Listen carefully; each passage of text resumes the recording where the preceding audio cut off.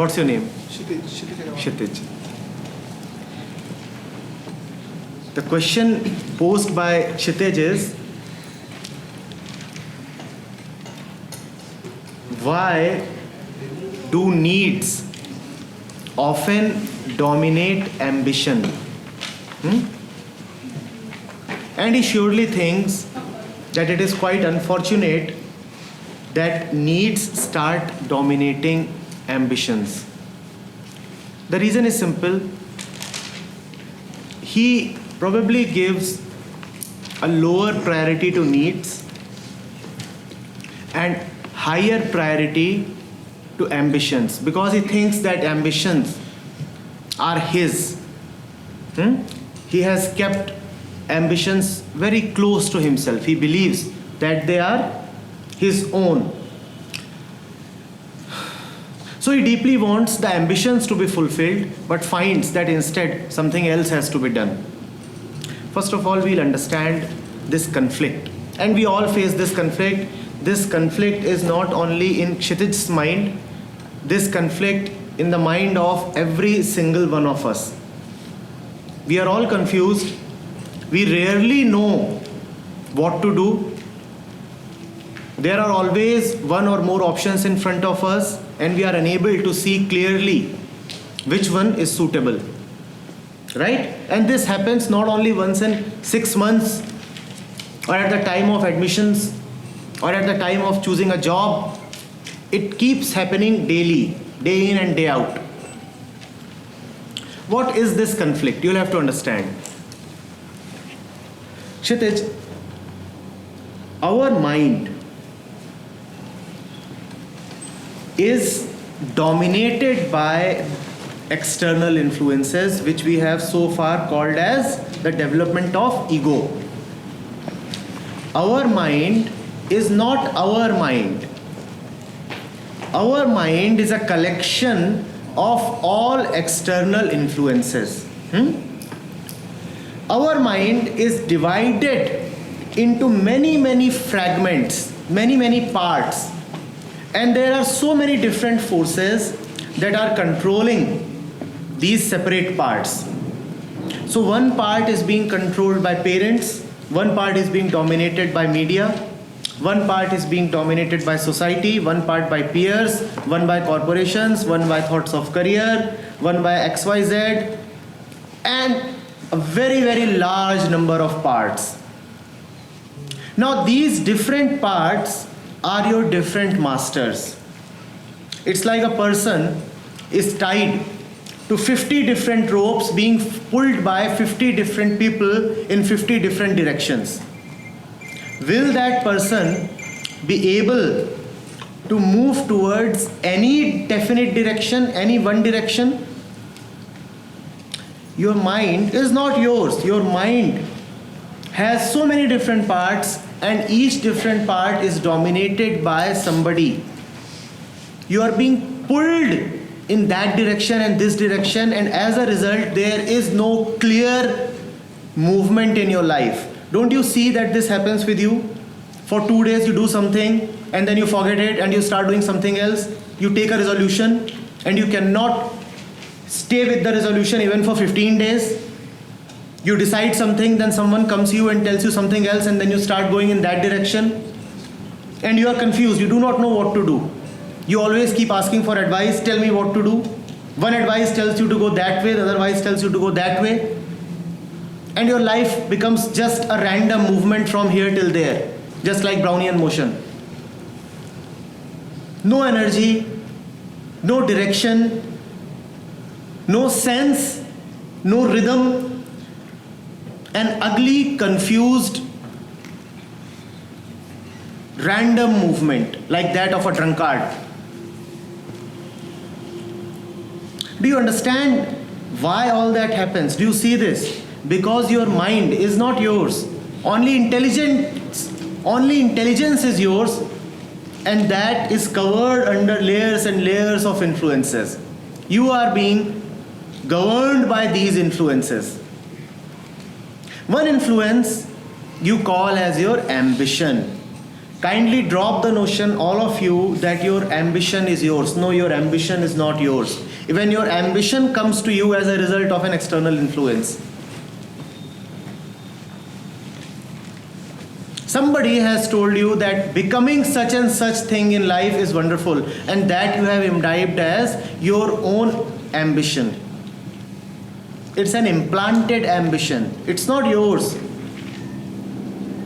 If you will look sharply, you will find out that somebody else has given me this goal. As far as that thing called need goes, you get to see that it is external. So you resist it. But you will resist that ambition as well when you see that it is an external ambition.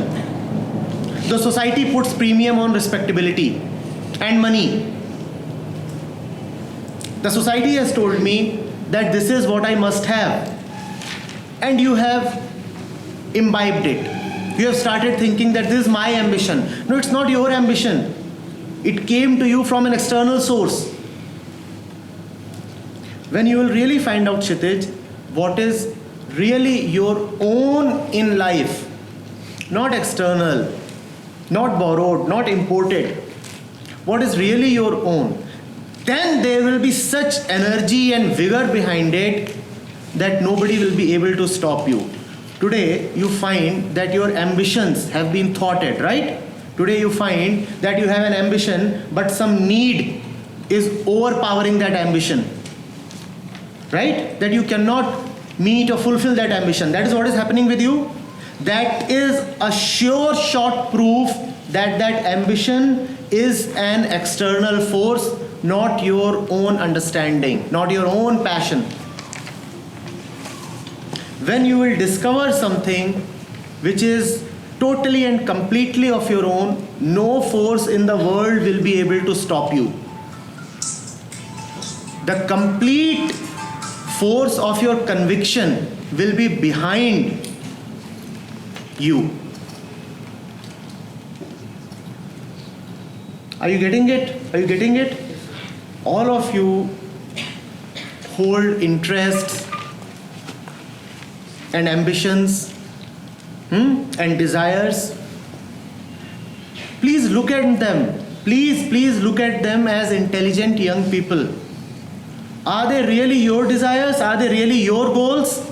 Or have you been trained to go after those goals? Find out from where is that goal coming to your mind. Find out how and why you made that goal.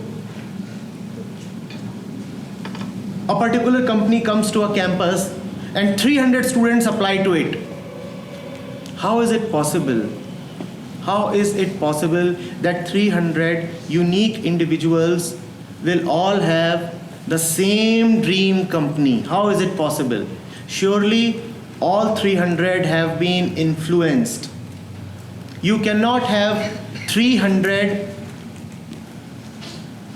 similar pieces in nature. Nature loves diversity. But yes, out of a factory, you can have 300 exactly identical outputs. Only out of a man-made factory, only out of a man-given influence can there be such uniformity in goals.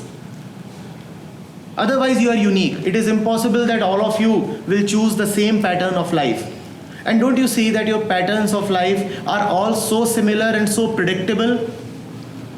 Same kind of education, same kind of career goals, same kind of goals in personal life. And not only till this point, it's predictable for the future as well.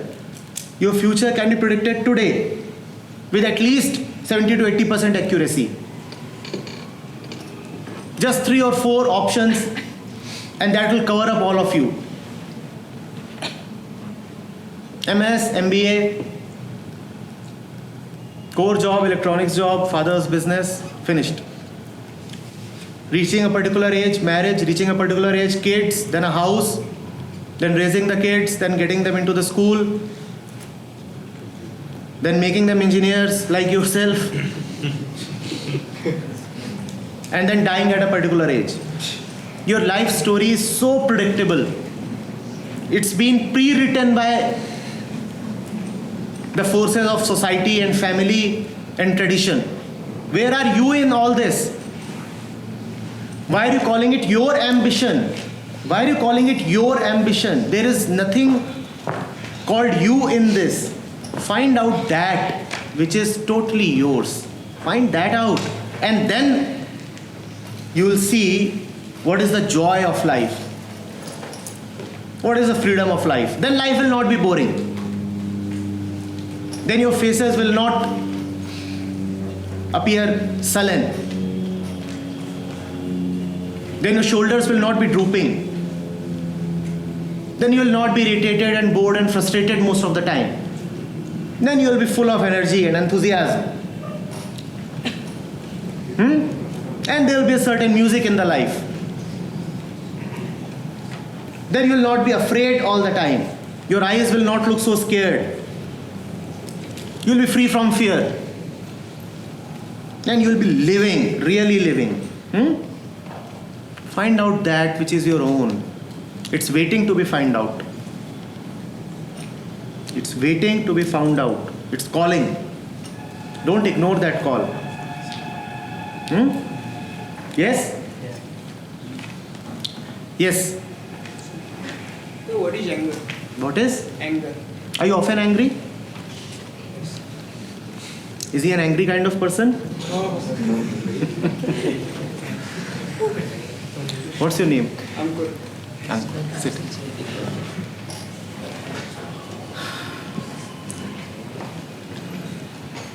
Is anger something alien to you? Have you never experienced anger? You do experience anger, all of you, right? Then why do you ask what is anger? When your mind itself is the place where anger arises, why can't you observe it yourself? The observatory is right within you. Why do you need to ask what is anger? Because you don't observe. You don't find out. And maybe anger is nothing but the absence of this finding out. So what is anger? Anger is this ignorance, not knowing what is anger. Once you find out what is anger on your own, by understanding, by observing, maybe the anger itself vanishes. It's a very strange thing. When you try to find out what is anger, you don't find anger. How to find out? You know, there's a beautiful story, a very simple story that's told to kids. But look at the intent. One day, the sun decided that I'll find out what is darkness. Everybody used to come to the sun and thank it. That sun, you are so great wherever you go. Darkness disappears. You are the provider of light. You are the slayer of darkness. And sun got fed up of receiving all these compliments. Sun said, all my identity is being linked to darkness, that I am the slayer of darkness. Let me at least find out what this darkness is. So sun went all around the world looking for darkness, but it never found any darkness. Now why didn't it find any darkness? Because wherever sun goes, darkness must disappear. Similarly, wherever there is observation, anger must disappear. Anger will have to go. Anger is nothing but the absence of observation, just as darkness is nothing but the absence of light. Are you getting it? When you are angry, in that moment, you never know what is happening. You can know it a second later. You can know it 5 minutes later. You know it maybe a little while before the moment of anger. But exactly in that moment of anger, you never know what is happening. And if you can be angry and still know what is happening, then it will be a beautiful anger. Then it will be a very, very conscious anger. then it will be nothing but just the exhibition of anger, a kind of role play. I'm angry and I know I am angry, then it's all right. Then it's all right. Our anger arises from the frustration of desire. And we do not know that it is arising from there. We think anger is arising from an external factor. No. Anger arises because you want to achieve something. When you can't get it, there is that feeling of frustration, irritation, annoyance, which you call as anger, which leads to violence. When you find it out at that very moment, that this is happening, when you observe it, when you catch it, oh, this is what is happening, I've caught it, then you become master of the anger. Then even if anger is there, it will be like your servant. But what happens in our anger? We become servants of the anger. The kind of anger that we experience, that anger dominates us. Are you getting it?